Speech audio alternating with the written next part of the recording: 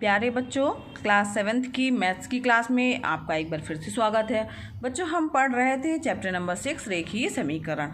अभ्यास 6 से बच्चों हम लोगों ने स्टार्ट कर दिया था और अभ्यास 6 सी के जो है वो 2 पार्ट हम कर चुके हैं। आज हमें लास्ट जो है क्वेश्चन नंबर 9 से लेकर के आगे का पार्ट जो है वो करना है।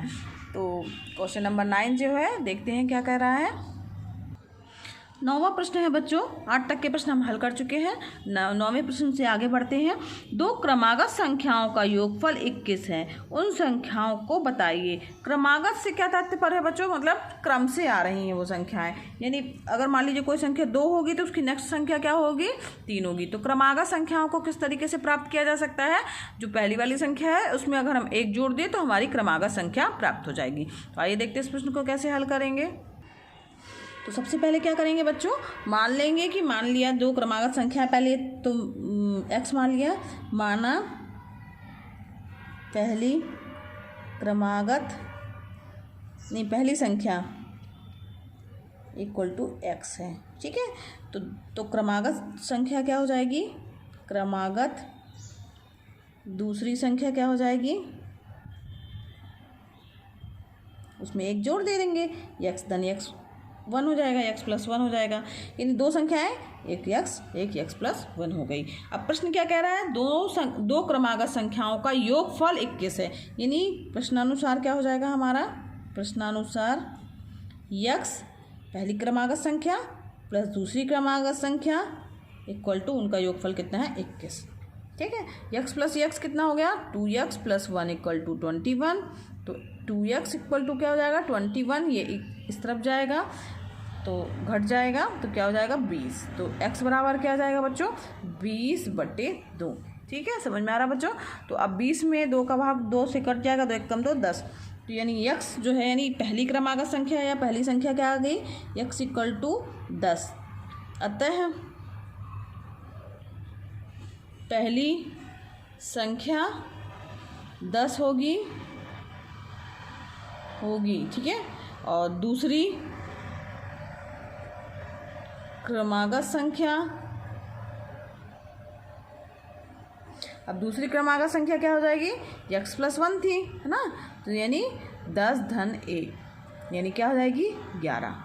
ठीक है, तो अब यहाँ पर दोनों संख्याएं आप लिख सकते हैं कि उत्तर अलग से लिख दीजिए। अतः 2 क्रमागत संख्याएं 10 व 11 होंगी। ठीक है, अब इन दोनों को जोड़ के भी देख लीजिए। 10 और 11 को जोड़ेंगे तो कितना आएगा हमारे पास? 21 प्राप्त हो जाएगा ना। तो ये इसका आंसर हो गया। समझ में आ गया? बहुत ही आसान था। नेक्स्ट प्रश्न की ओर बढ़ते हैं बच्चों। अगला प्रश्न है बच्चों, 2 क्रमागत सम संख्याओं का योग 30 है, उन संख्याओं को ज्ञात कीजिए। तो आइए देखते हैं इसे कैसे हल करेंगे। अब यहाँ पर बात है बच्चों क्रमागत सम संख्या। तो सम संख्या से क्या तात्पर्य हुआ कि सम संख्याएं कब होंगी? तो सम संख्या का मतलब हुआ कि इसका मतलब है कि वो संख्या जो होगी एक दूसरी जो पहली संख्या है उसमें 2 जोड़ने पे प्राप्त होगी ना। और सम संख्या जो होगी वो स्टार्ट कहाँ से होगी बच्चों? क्या एक सम संख्या है? नहीं है ना। तो उसका मतलब है कि सम संख्या जो है वो 2 से स्टार्ट होगी। यानी इसको कैसे हल करेंगे आइए देखते हैं। तो सबसे पहले बच्चों हम क्या करेंगे कि मान लेंगे कि पहली संख्या, माना पहली सम संख्या इक्वल टू 2x है। समझ में आ रहा है क्यों हमने 2x लिया? क्योंकि सम संख्या में जो है वो यहाँ पर हम अगर 1 रखेंगे, मान लीजिए 1 से स्टार्ट किया तो पहली संख्या क्या आ जाएगी? 2 आ जाएगी। 2 से ही चालू होती है सम संख्या, है ना। 2 की गुणक के रूप में होती है, इसलिए हमने उसको 2x लिया गया है। ठीक है, अब इसके बाद दूसरी क्रम से जाइए तो यानी उसमें 2 जोड़ते जाएंगे ना। तो दूसरी क्रमागत सम संख्या क्या हो जाएगी बच्चों? 2x प्लस 2 आ जाएगी, उसमें 2 जोड़ देंगे तो प्राप्त हो जाएगी।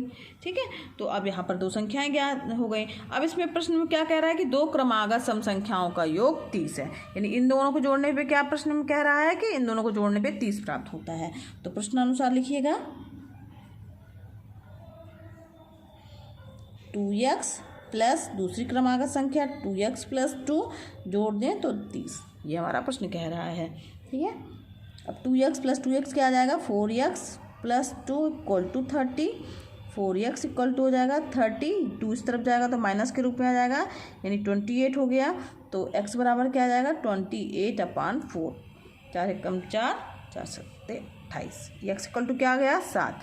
x का मान 7 आ गया तो पहली सम संख्या क्या होगी, अतः पहली सम संख्या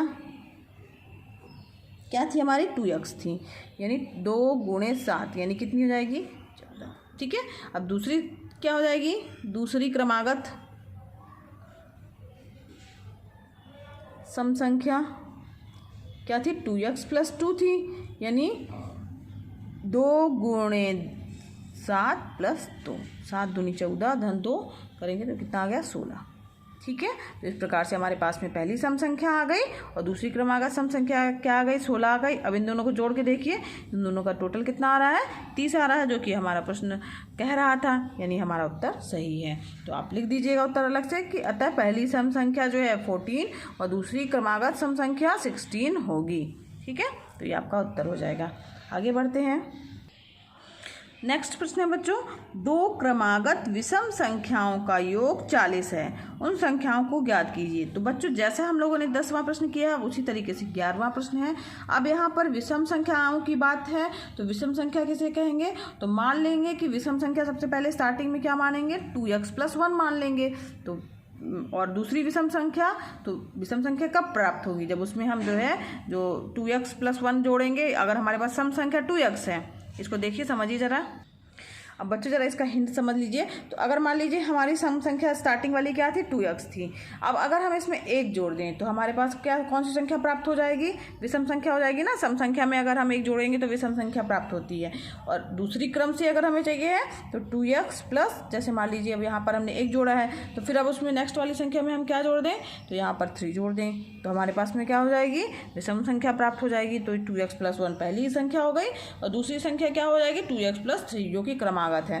ठीक है, यानी 2x प्लस 1 पहली संख्या हो जाएगी विषम संख्या, दूसरी संख्या क्या हो जाएगी 2x प्लस 3 हो जाएगी।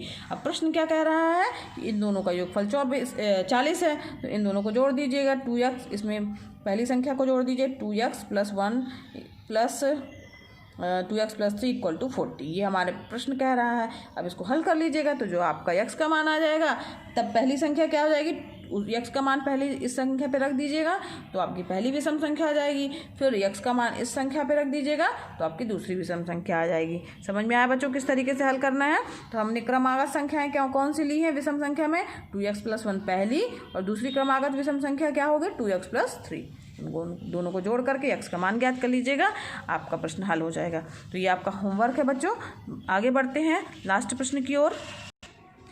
लास्ट प्रश्न है बच्चों, एक भिन्न संख्या का हर 7 है ना।